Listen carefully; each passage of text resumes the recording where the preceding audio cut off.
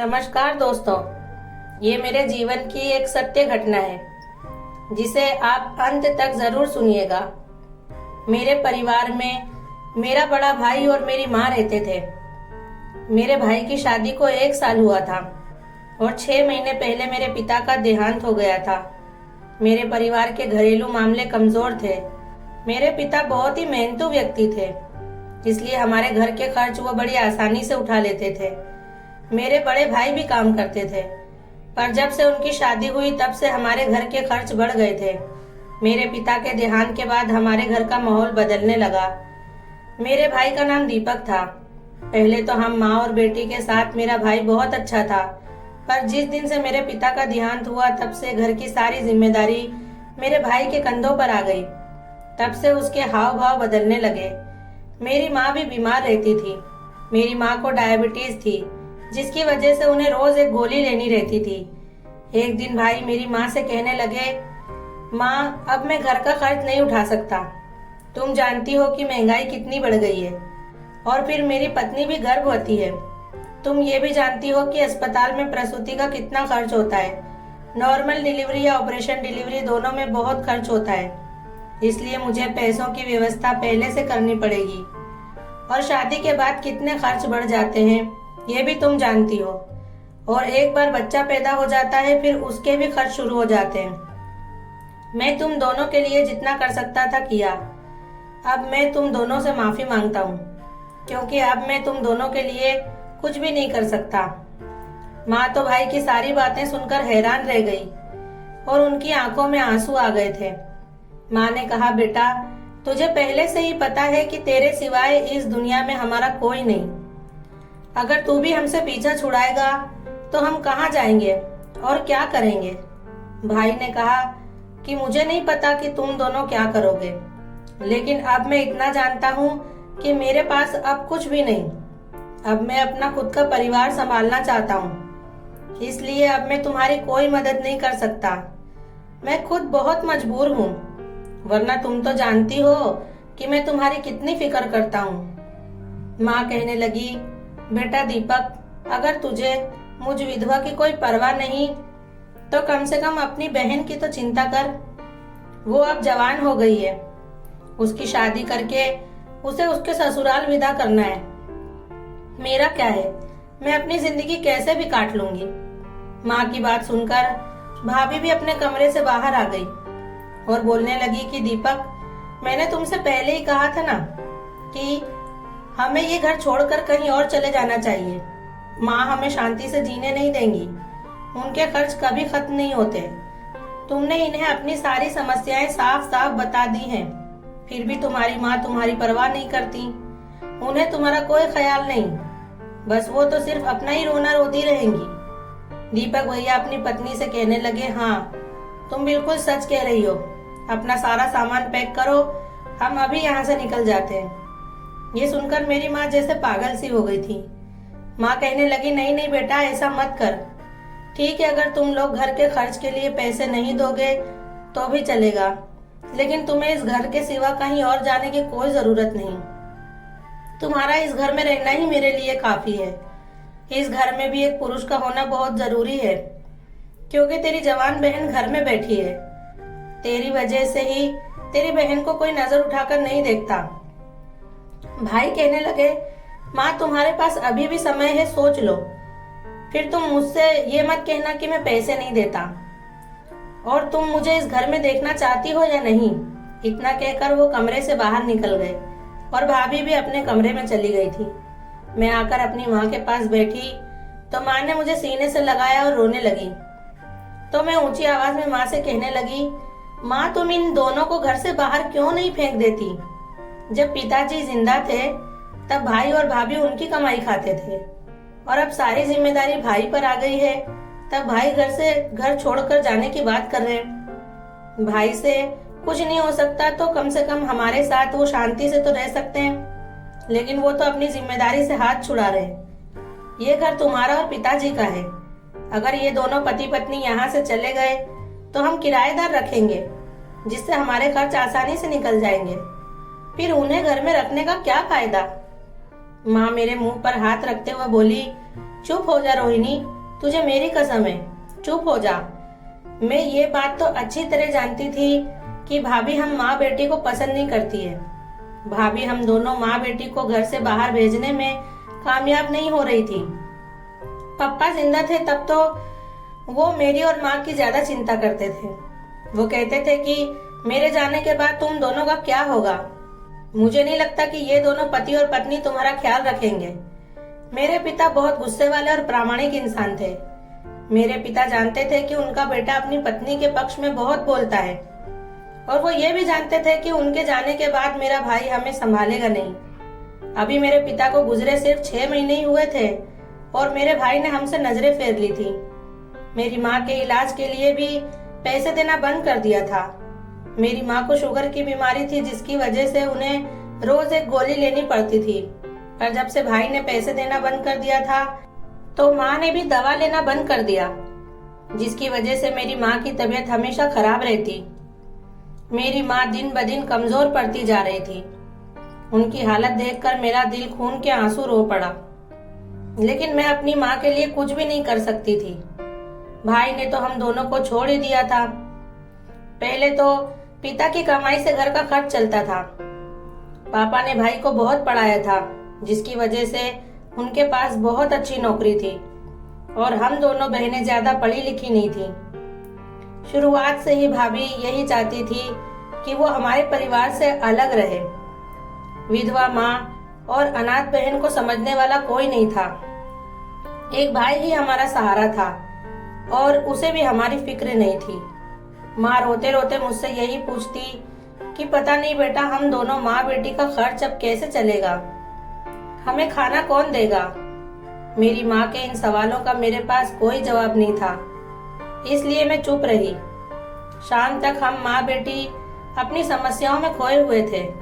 तब भाभी अपने कमरे से बाहर आई और बोलने लगी, आज कोई किचन में काम करने जाएगा या नहीं? क्या घर में कोई मर गया है जो सब ऐसे रोते बैठे हैं? तुम दोनों माँ बेटी ये जानती हो कि मैं प्रेग्नेंट हूँ, इसलिए मैं कोई काम नहीं कर सकती। चलो घर का सब काम करो। मेरा 6ठा महीना चल रहा है, और इन दिनों मैं किसी भी गर्भवती को भूख लगती है, पर तुम्हें इसकी परवाह नहीं। पता नहीं तुम मेरी कैसी सास हो। दोनों माँ बेटी यहाँ काम चोरी करके बैठी हुई हैं। किचन में जाओ और खाना बनाने की तैयारी करो। मैं बहुत ही कमजोरी महसूस कर रही हूँ, इसलिए मेहरबानी करके मेरे लिए जल्दी से कुछ बनाओ। माँ तो फौरन उठकर बैठ गई। मैंने मेरी माँ का हाथ पकड़कर उन्हें रोकने की बहुत कोशिश की। फिर मैं अपनी भाभी से कहने लगी, भाभी, जब हमें अपने घर में खाने को नहीं मिलेगा तो हम पकाएं क्यों? हमारे घर तो ना पैसा है, ना ही खाना बनाने के लिए राशन है। इसलिए तुम अपना और अपने पति के खाने के लिए खाना खुद ही बना लो। हमारा इस दुनिया में कोई नहीं। एक ही भाई था, वो भी तुमने हमसे छीन लिया। अब हम किचन में जाकर क्या करेंगे? तुम तुम्हारे लिए जाकर खाना बना सकती हो और शांति से बैठकर खा लो। हम पहले से ही परेशान हैं, हमें और परेशान मत करो। ये सुनकर भाभी को गुस्सा आ गया और ऊंची आवाज से बोलने लगी, रोहिणी, तू मुझसे कैसी बातें कर रही है? तू जानती नहीं कि मैं तेरी भाभी हूँ और तुझसे बड़ी हूँ। तेरी जुबान बहुत तेज चलने लगी है। पता नहीं ससुराल में जाकर क्या करेगी। मुझे तो लगता है कि तू अपने ससुराल में जाने के बाद डिवोर्स लेकर और फिर यहीं वापस आ जाएगी। मैंने अपनी भाभी से कहा, मुझे पता नहीं कि तुम बेवकूफ हो या मैं बेवकूफ हूँ। तुम्हें शर्म तो नहीं आई? किसी माँ का एक बेटा छीन लेते, उस माँ पर चिल्लाते हुए। तुम्हें ऐसा डर नहीं कि ऐसा करने से भगवान तुम्हारी गोद में से तुम्हारा बच्चा छीन लेगा? तब अचानक मेरा भाई कमरे में आया और मेरे पास आते ही उसने मेरे मुंह पर एक जोर से थप्पड़ मार दिया। मुझे पता नहीं था कि भाई घर में आकर हमारी सारी बातचीत सुन रहा है। भाभी को मैंने जो कुछ भी कहा वो सब उसने सुन लिया, और वो अपने आप पर काबू नहीं रख सका और आते के साथ ही उसने मेरे गाल पर थप्पड़ मार दिया। मैं कांप रही थी, क्योंकि आज से पहले कभी किसी ने मुझ पर हाथ नहीं उठाया था। मुझे मेरे माता पिता ने बहुत प्यार से पाला था, क्योंकि मैं घर में सबसे छोटी थी। लेकिन आज मैं अपने भाई के थप्पड़ से मेरा दिल बहुत दुखा। मैं वहां से भागकर अपने कमरे में चली गई और माँ भी मेरे पीछे आई। माँ बहुत गुस्से में दिख रही थी। माँ मुझे कहने लगी, रोहिणी तुझे शर्म आनी चाहिए, तू सच में बदतमीज हो गई है। तुझे बड़ों से कैसे बात करनी है ये पता नहीं। तुझे ऐसी बात नहीं करनी चाहिए थी। तू एक ऐसे बच्चे को कोसने लगी थी जो इस दुनिया में आया भी नहीं है। तुझे परेशानी तेरी भाभी से थी, लेकिन वो छोटा सा मासूम बच्चा जो इस दुनिया में आया भी नहीं है उसके साथ नहीं। मैं अपनी माँ के गले लगकर खूब रोने लगी। मैंने अपनी माँ से कहा, माँ मुझे पता नहीं था कि मैं क्या बोल रही हूँ। मेरे मुंह से ऐसे शब्द निकल गए। मैं उस छोटे से बच्चे को कुछ नहीं कहना चाहती थी, मैं भाभी को ही कह रही थी। मैं चाहती थी कि शायद मेरी इस बात से भाभी डर जाए और वो हमारे साथ ऐसा ना करे जो वो करती है। तुम तो जानती हो कि भाभी ने ही भाई को हमारे खिलाफ किया है। मैं इतना ही कहना चाहती हूँ कि जिस तरह से उन्होंने मेरे भाई को हमसे दूर किया है, उनके बच्चे भी उनके साथ ऐसा ही कर सकते हैं। शायद उन्होंने जिस तरह तुम्हें अपने बेटे से दूर किया है, उससे डर के वो उनका दिल साफ कर दें। पर मुझे नहीं पता था कि बात इतनी बिगड़ जाएगी। मेरी माँ का दिल पहले से ही बहुत नाजुक था। वो भी मुझे गले लगाकर खूब रोने लगी। थोड़ी देर में भाई हमारे कमरे में आया और बोलने लगा, माँ तुम्हारा रोना धोना हो गया हो तो मेहरबानी करके किचन में जाओ। मेरी पत्नी भूखी है, उसे खाना खिलाना बहुत जरूरी है, इसलिए जाओ और जल्दी से उसके लिए खाना बनाओ। माँ ने जल्दी से अपने आंसू पोंछे और कहने लगी, ठीक है दीपक, तो चिंता मत कर, मैं अभी किचन में जाकर बहू के लिए खाना बना देती हूँ। माँ किचन में गई और मैं कमरे में बैठी सोचने लगी कि शायद ऐसा हो सकता है कि इन दोनों पति पत्नी का जी हल्का हो गया होगा, इसीलिए शायद उन्होंने माँ को खाना बनाने के लिए कहा है। इस बार मुझे लगा कि शायद घर में खाना सिर्फ उन दोनों के लिए ही नहीं बल्कि हम सब के लिए बनेगा। रोने की वजह से मेरे सिर में बहुत तेज दर्द हो रहा था और मुझे भी भूख लगी थी। मैं अपने कमरे में ही लेटी थी और मुझे बाहर जाने में बहुत डर लग रहा था। मुझे सिर्फ इस बात का डर था कि मेरा भाई मुझे फिर से मार सकता है, क्योंकि मेरा भाई पहले जैसा नहीं रहा। मैं राह देख रही थी कि मेरी माँ कमरे में आए और मुझे खाना दे। इसी तरह से रात देखते देखते रात के 7:45 बज गए थे। माँ कमरे में आई तो मैं जल्दी से उठकर बैठ गई, लेकिन अपनी माँ के दोनों हाथ खाली देखकर मैं दंग रह गई। माँ तुम मेरे लिए खाना लेकर नहीं आई, मेरा खाना कहाँ है? माँ मुझे कहने लगी, रोहिणी सारा दिन काम करने के बाद भी मैं खाली हाथ आई हूँ। सारा दिन किचन में काम किया है, फिर भी मुझे खाना नहीं मिला है, तो मैं तुझे खाना कहाँ से दूं? अगर इतना काम मैंने किसी के घर में नौकरानी बनकर किया होता तो वहाँ मुझे भर पेट खाना मिल जाता, लेकिन ये मेरा अपना बेटा है। शाम तक काम कराने के बाद भी एक बार भी उसने मुझे खाने को नहीं पूछा और ये कहकर ना कह दिया था कि खाना सिर्फ हम दोनों के लिए ही है, तुम्हारा इंतजाम कहीं और से कर सकते हो। मैंने अपनी माँ को अपने पास बिठाया और उनसे कहने लगी, माँ तुम्हें भूख लगी है ना? और माँ ने हमेशा की तरह ना में सिर हिलाया और मुझे देखकर उनकी आंखों में आंसू आ गए। मेरी माँ की आंखों में आंसू देखकर मेरा दिल बहुत दुखता था। मैं जानती थी कि मेरी माँ डायबिटीज की मरीज है, इसलिए वो भूख नहीं बर्दाश्त कर सकती। मैंने अपनी माँ से कहा, माँ तुम चिंता मत करो, मैं खाने का बंदोबस्त कर लूंगी। इतना कहकर मैं कमरे से बाहर जाने लगी। तब माँ ने मेरा हाथ पकड़कर मुझे बाहर जाने से रोका। मैंने कहा, माँ क्या बात है, मुझे क्यों रोक रही हो? तो मेरी माँ ने मुझसे दोनों हाथ जोड़कर कहा, तू बाहर जा तो रही है, पर अब मैं दूसरी कोई मुसीबत नहीं चाहती। मैं नहीं चाहती कि तेरा भाई इस घर से जाए। तुझे पता है ना कि जिस घर में एक पुरुष होता है उस घर पर कोई नजर उठाकर देखने की हिम्मत नहीं करता। उस घर की औरतें सुरक्षित रहती हैं। अगर घर में कोई पुरुष ना हो तो दूसरे पुरुष को रास्ता मिल जाता है और फिर लोग बातें बनाने लगते हैं। इसलिए रोहिणी ऐसा कुछ मत कर जिसकी वजह से मुझे किसी मुसीबत का सामना करना पड़े और तेरा भाई तुझसे नाराज होकर ये घर छोड़कर चला जाए। मैंने कहा, माँ तुम चिंता मत करो, मैं तुम्हें कभी परेशान नहीं करूंगी। तुम्हें अपनी बेटी पर भरोसा है कि नहीं? माँ ने कहा, हाँ, मुझे तुझ पर भरोसा है। फिर मैंने कहा ठीक है, तो अपनी बेटी पर भरोसा रखना। मैं ऐसा कुछ नहीं करूंगी कि जिससे मेरी माँ दुखी हो। इतना कहकर मैं कमरे से बाहर आ गई। अच्छा था कि भाई और भाभी अपने कमरे में थे। मैं चुपचाप घर के बाहर निकल गई। मैं बाजू वाली पारुल चाची के दरवाजे पर गई और दरवाजा खटखटाने लगी। पारुल चाची हमारे पड़ोस में रहती थी। वो एक बहुत अच्छी औरत थी और मेरी माँ के साथ उनकी बहुत पुरानी दोस्ती भी थी। मुझे उम्मीद थी कि वो हमारी मदद जरूर करेंगी। चाची नौकरी करती थी और वो अपने घर में अकेली रहती थी। उनके पति का बहुत साल पहले देहांत हो चुका था। उन्होंने अपनी बेटी को पढ़ाया और एक अच्छे परिवार में उसकी शादी की थी। जब मैं उनका दरवाजा खटखटाने लगी तो उन्होंने दरवाजा खोला और मुझे देखकर हैरान हो गई, क्योंकि उस वक्त रात के 9:30 बज चुके थे। मुझे देखकर उन्होंने कहा, क्या बात है रोहिणी बेटा, तुम इतनी रात गए आई हो, सब ठीक तो है? मैंने कहा, चाची माँ को बहुत भूख लगी है और घर में खाने को कुछ भी नहीं है। आपके यहाँ थोड़ा खाना हो तो मुझे दे दो। ये सुनकर चाची की आंखों में भी आंसू आ गए। उन्होंने मुझसे कहा, तेरे घर में खाने को क्यों नहीं है? मैंने कहा, भाई ने मेरा और माँ का खर्चा उठाने से मना कर दिया है। आज सारा दिन माँ ने किचन में काम किया है, फिर भी हमारे पास खाने को कुछ नहीं है। चाची ने उनके घर में जितना भी खाना बचा था वो जल्दी से मुझे दे दिया। मैंने उनका एहसान माना और अपने घर चली गई। मैंने माँ को खाना खिलाया।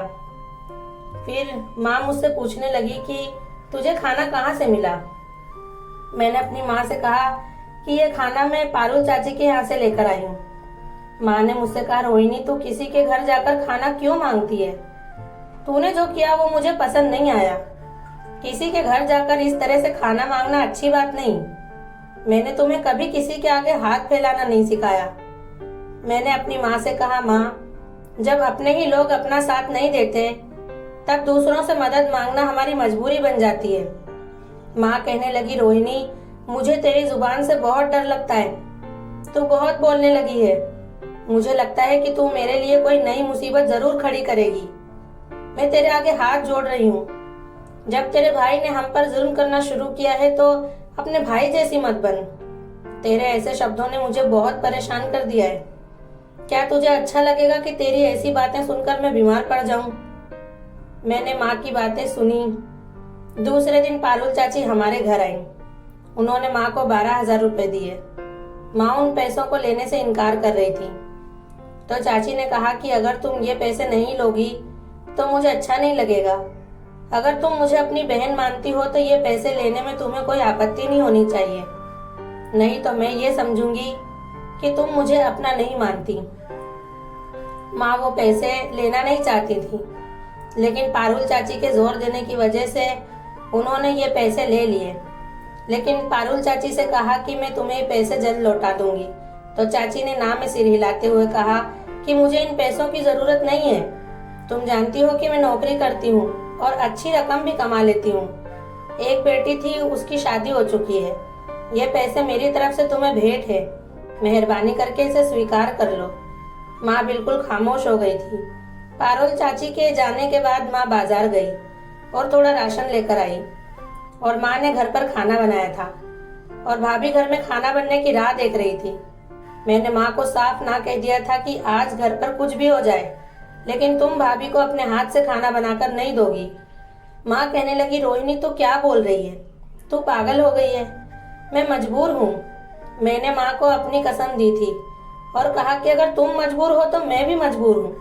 मैं तुम्हें घर में नौकरानी की तरह काम करते नहीं देख सकती। तुम जानती हो कि मेरे पिता एक इज्जतदार इंसान थे और तुम उनकी पत्नी हो। तुम अपने आप को लाचार मत समझो कि लोग तुम्हें पैर की धूल समझकर फेंक दे। मेरी माँ ये बात सुनकर चुप हो गई। मुझे पता है उन्हें गुस्सा भी आने लगा था, लेकिन मैंने उन्हें कसम दी थी, इसलिए उन्होंने मुझे कुछ नहीं कहा और वो शांति से अपने कमरे में बैठ गई। मैंने उठकर कमरे का दरवाजा बंद कर दिया और हम दोनों माँ बेटी आराम से बैठकर खाना खाने लगे और दोनों सो गए। लगभग आधे घंटे के बाद किचन में से बर्तनों की आवाज आने लगी और फिर भाभी हमारे दरवाजे पर आई और आकर दरवाजा खटखटाने लगी। तुम दोनों माँ बेटी सुबह से क्या कर रही हो? आज खाना बनेगा या नहीं? कि आज तुम लोग मुझे भूखा मारोगी? ऐसा लगता है कि तुम दोनों ने चुपके से खाना बनाया है और खुद ही खा लिया। मुझे तुम्हारे कमरे की तलाशी लेनी पड़ेगी। तब माँ ने कहा कि मेरी दोस्त ने मुझे पैसे दिए थे, मैं उनके पैसों से राशन लाई थी। मैंने उस राशन से खाना बनाया है और खाया है। तुम अपने पति की कमाई से खाना बनाकर खा लो। भाभी कहने लगी, माँ जी तुम्हें पता तो है कि मेरी हालत कैसी है, मैं घर का कोई काम नहीं कर सकती, तो तुम जिद क्यों करती हो मैं खुद खाना बनाऊं। फिर मैंने भाभी को जवाब दिया कि अगर तुम्हारी स्थिति ठीक नहीं है तो तुम्हें भगवान का डर रखना चाहिए। माँ ने मेरा हाथ पकड़कर बोलने लगी कि तू चुप हो जा, मैं बात कर रही हूँ ना। तो फिर मैं जाकर चुपचाप सो गई। भाभी भी उनके कमरे में चली गई। भाभी ने न जाने भाई के कैसे कान भरे कि भाई भी आकर हमारा दरवाजा खटखटाने लगा। मैंने माँ से सामने देखते हुए कहा, क्या हुआ? पर तुम दरवाजा मत खोलना। लेकिन भाई इतनी बुरी तरह से दरवाजा पीट रहा था कि माँ को मजबूर होकर दरवाजा खोलना पड़ा। दरवाजा खुलते ही भाई कमरे में अंदर आया और मेरा हाथ पकड़कर मुझे कमरे से बाहर ले गया और मेरे गाल पर थप्पड़ मारा। ये सब देखकर मैं हैरान रह गई। भाई मुझसे कहने लगा, मुझे पता है मेरी माँ ऐसी नहीं है, मेरी माँ बहुत सीधी औरत है, लेकिन तू बहुत होशियार है। तूने ही मेरी माँ को मेरे और मेरी पत्नी के खिलाफ भड़काया होगा, इसीलिए वो अपनी बहू को खुद खाना बनाने के लिए कह रही है। मैं तुझे समझा रहा हूँ कि मेरे घर में कलेश बंद कर दे, नहीं तो अच्छा नहीं होगा। किसी भी लड़के से तेरी शादी करा दूंगा, उसके बाद अपने ससुराल में ही रहना और फिर कभी मेरे घर पर कदम मत रखना। आज भाई के थप्पड़ से मेरे होश उड़ गए थे, क्योंकि भाई ने मुझे पहले भी थप्पड़ मारा था। उस वक्त मैंने उसे कुछ नहीं कहा था, लेकिन आज मुझे बहुत गुस्सा आ गया था और मैंने उनसे कहा, भाई तुम्हें शर्म आनी चाहिए, अपनी बीवी की बातों में आ जाते हो। तुम्हें अपनी जिम्मेदारी की कोई परवाह नहीं। तुम तो वो बुरे इंसान हो जिसने अपने पिता के मरने के बाद अपनी विधवा माँ के मुंह से निवाला छीन लिया। हमें इतना दुख देने के बदले अच्छा होता कि तुम ये घर छोड़कर चले गए होते। किसी भी बात की एक हद होती है। जब मर्जी हो तो माँ को नौकरानी बना दो और जब मर्जी हो तो बहन पर हाथ उठा दो। ये सब तुम ठीक नहीं कर रहे हो, तुम बहुत बुरे इंसान हो। ये सुनते ही मेरे भाई ने मुझे एक और थप्पड़ मार दिया और ये सब मेरी माँ चुपचाप खड़े होकर देख रही थी। फिर मैं अपनी माँ से कहने लगी कि तुम मेरे लिए क्यों कुछ नहीं बोल रही? ऐसा लगता है कि तुम भी अपने बेटे के साथ मिली हुई हो। मुझे इस घर में नहीं रहना। इतना कहकर मैं अपने कमरे में चली गई और अपना सारा सामान एक बैग में पैक करने लगी और मेरा सामान लेकर मैं घर से बाहर निकल गई। मैं रो रही थी और रास्ते पर चलती जा रही थी। मुझे लगा कि जैसे कोई मेरे पीछे चल रहा है। मैंने पीछे मुड़कर देखा तो मेरी माँ मेरे पीछे आ रही थी और वो भी रो रही थी। मैं वहीं रुककर अपनी माँ से कहने लगी, अगर तुम मुझे रोकने आई हो तो मैं नहीं रुकूंगी और मैं उस घर में भी नहीं रहूंगी। माँ ने मुझे कहा कि देख, वही हुआ जिसका मुझे डर था। अब हम दोनों बेघर हैं। अब हम कहाँ जाएंगे? मैंने अपनी माँ से कहा, तुम्हें मेरे पीछे आने की जरूरत नहीं। तुमने जो घर पीछे छोड़ दिया है वो तुम्हारे पति का है। मेरी वजह से तुम्हें बेघर होने की कोई जरूरत नहीं है और पापा मरने से पहले वो घर तुम्हारे नाम कर गए। तुम उन दोनों को घर से बाहर निकाल सकती हो और आराम से उस घर में रह सकती हो। मेरी जहाँ मर्जी होगी मैं वहां जाऊंगी। मैं अपनी जवान बेटी को दर दर की ठोकरें खाने के लिए अकेला नहीं छोड़ सकती। मुझे बता, तू कहाँ जाना चाहती है? मैंने अपनी माँ की बात का कोई जवाब नहीं दिया और हम वहीं खड़े रहे। माँ ने कहा, ठीक है, बोल तुझे कहाँ जाना है? मैंने कहा, मैं बस मामा के घर जाना चाहती थी। मेरी बात सुनकर माँ खुश हो गई और कहने लगी, इतनी सारी मुसीबतों में मैं अपनी माँ का घर तो भूल ही गई थी। ठीक है, ये अच्छा है कि तुम तुम्हारे मामा के घर जाना चाहती हो। तेरे मामा तुझे देखकर बहुत खुश हो जाएंगे। मेरे भाई और भाभी मुझसे बहुत प्यार करते हैं। वो हम दोनों को अपने घर में जगह जरूर देंगे। मैं अपनी माँ के साथ जैसे ही अपने मामा के घर पहुंची तो मैंने अपने मामा को अपने घर की सारी समस्याओं के बारे में बताया। मामा और मामी हम दोनों को देखकर बहुत खुश हुए और उन्होंने कहा कि अब तुम दोनों हमारे घर से कहीं जाना नहीं, क्योंकि मामा और मामी की मेरी माँ से बहुत अच्छी बनती थी। वो मेरी माँ से बहुत प्यार करते थे। मेरी मामी बहुत अच्छी थी। वो हमेशा मेरी माँ को अपनी ननद नहीं बल्कि अपनी सगी बहन की तरह मानती थी। मेरे एक और मामा भी थे, लेकिन वो दूसरे शहर में रहते थे। मामी ने मेरी माँ से कहा, बहन तुम्हें चिंता करने की कोई जरूरत नहीं है, ये तुम्हारा ही घर है, तुम इस घर में खुशी से जी सकती हो और तुम जो चाहे वो खा पी सकती हो। मेरी मामी एक नर्स थी और वो एक नर्स की नौकरी करती थी। वो रोज सुबह जल्दी नौकरी पर निकल जाती थी और घर के कामकाज के लिए एक नौकरानी रखी थी। माँ के घर पर हम शांति से रह रहे थे। हमें मामा के घर पर बहुत सुकून मिल रहा था और हमें यहाँ रहते हुए 1 महीना हो गया था। एक दिन मामी की तबीयत अचानक खराब होने लगी तो माँ बहुत चिंतित होने लगी। मामी ने कहा माँ से कि तुम्हें चिंता करने की जरूरत नहीं है, ये तो मेरी तबीयत सिर्फ बदलते मौसम की वजह से खराब हुई है, बुखार है, जल्दी उतर जाएगा। लेकिन हॉस्पिटल में बहुत मरीज आते हैं और उन्हें छुट्टी नहीं मिलती थी। मामी से कहा गया था कि अगर तुम छुट्टी रखोगी तो तुम्हें नौकरी से निकाल दिया जाएगा। मेरी मामी ये नौकरी छोड़ना नहीं चाहती थी क्योंकि उनकी कोई संतान नहीं थी। वो कहती थी कि जब मैं हॉस्पिटल में जाती हूँ तो वहाँ मेरा दिल लगा रहता है, इसलिए वो ये नौकरी करती थी। मामी अपनी नौकरी जाने देना नहीं चाहती थी, इसी वजह से मामी बहुत परेशान थी। मैंने अपनी मामी से कहा कि मामी अगर आप मुझे जाने दे तो मैं आपकी जगह नौकरी पर जा सकती हूँ। मामी को भी ये ठीक लगा।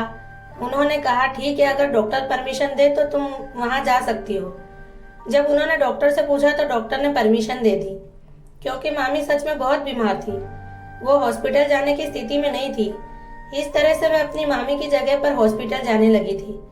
मुझे मेरी मामी ने कहा था कि रोहिणी मेरी एक बात याद रखना, भले ही दुनिया इधर की उधर क्यों ना हो जाए, डॉक्टर भले तुम्हें लालच दे लेकिन तुम्हें डॉक्टर के पास से 1 रुपया भी नहीं लेना है और ना ही बिना मतलब किसी से भी बात करने की कोशिश करना। मैं अपनी मामी की बात अच्छी तरह समझ गई और मैं हॉस्पिटल जाने लगी। मैं अपने काम से काम रखती थी। वहाँ एक बड़ी नर्स थी जो मुझे काम देती थी। मुझ पर ज्यादा काम का बोझ नहीं था। मुझे ये काम कैसे करना है ये पता नहीं था।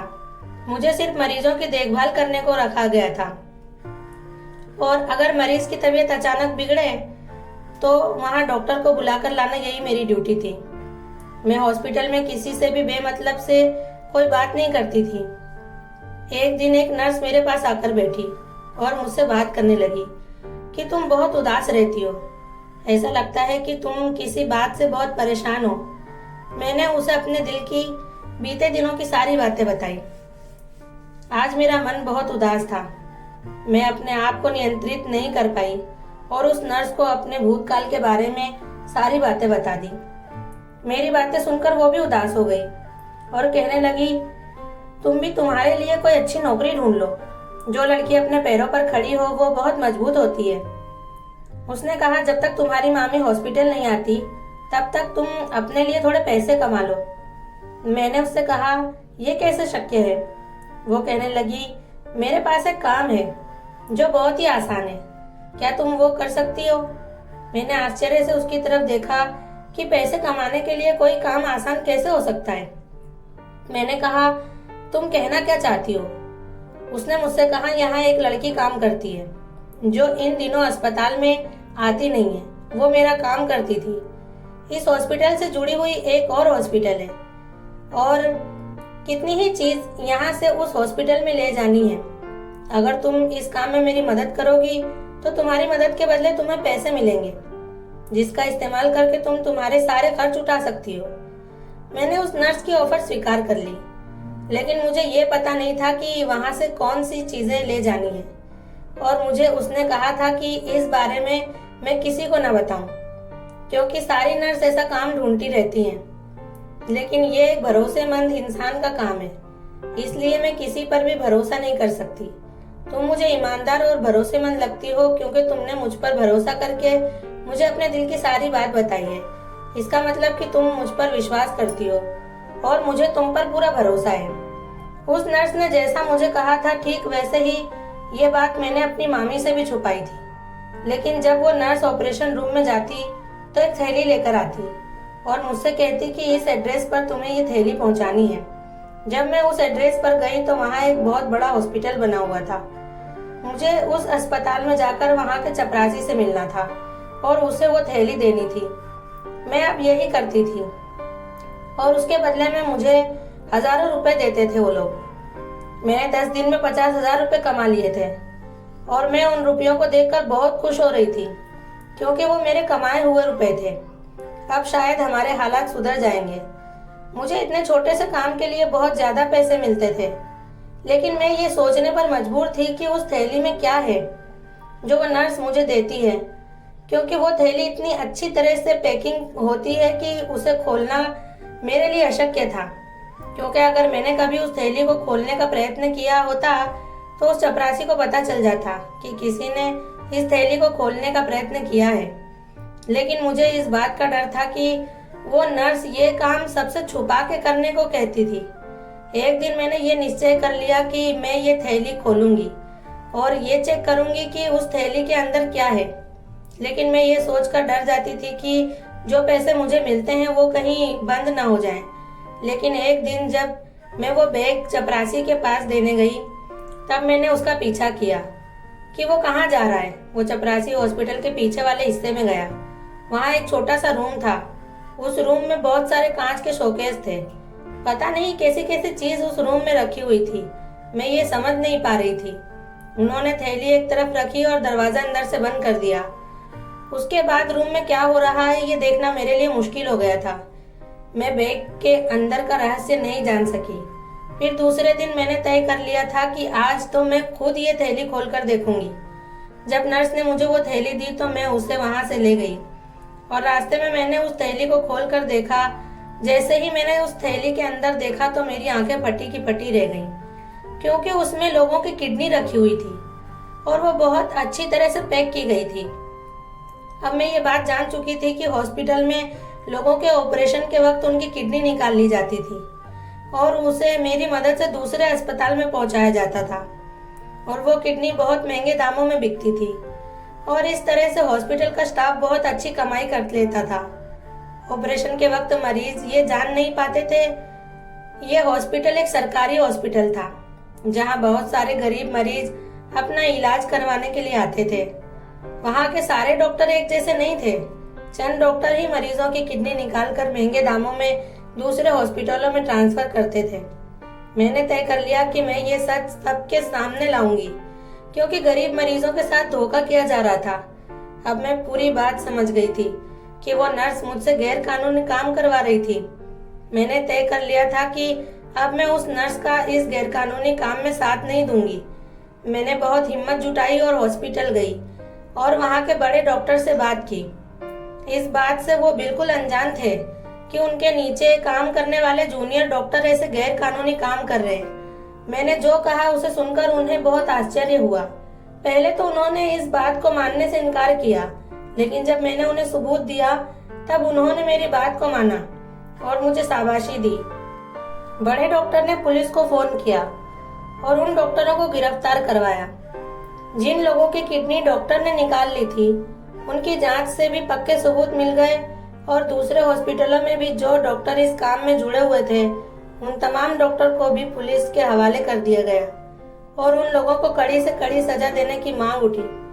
और मैंने इस सारी साजिश का पर्दाफाश किया था, इसलिए मुझे सरकार की तरफ से 10 लाख रुपए का इनाम मिला और मुझे मुफ्त नर्सिंग का कोर्स भी सिखाया गया।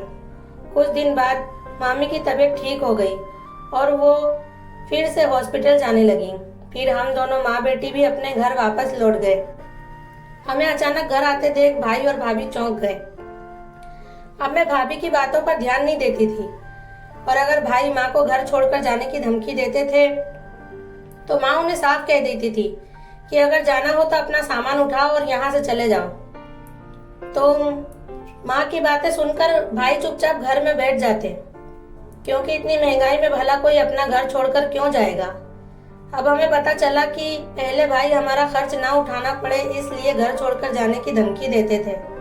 उनका घर छोड़कर जाने का कोई इरादा नहीं था। मैंने अपनी नर्सिंग का कोर्स जारी रखा और उसके बाद मुझे नर्स की नौकरी मिल गई और मैं अच्छा पैसा कमाने लगी। ये देखकर भाई और भाभी हमारे साथ बहुत अच्छे से रहने लगे और वो माँ से अपने किए की माफी मांगने लगे। भैया भाभी के बार बार माफी मांगने पर माँ और मैंने उन्हें माफ कर दिया और हम सब एक ही घर में खुशी से रहने लगे। दोस्तों, आपको हमारी आज की कहानी कैसी लगी कमेंट में जरूर बताएं और ऐसी नई नई कहानियां सुनने के लिए मेरे चैनल को सब्सक्राइब जरूर कीजिए। कहानी पसंद आई हो तो उसे एक लाइक करके अपने दोस्तों में शेयर करें।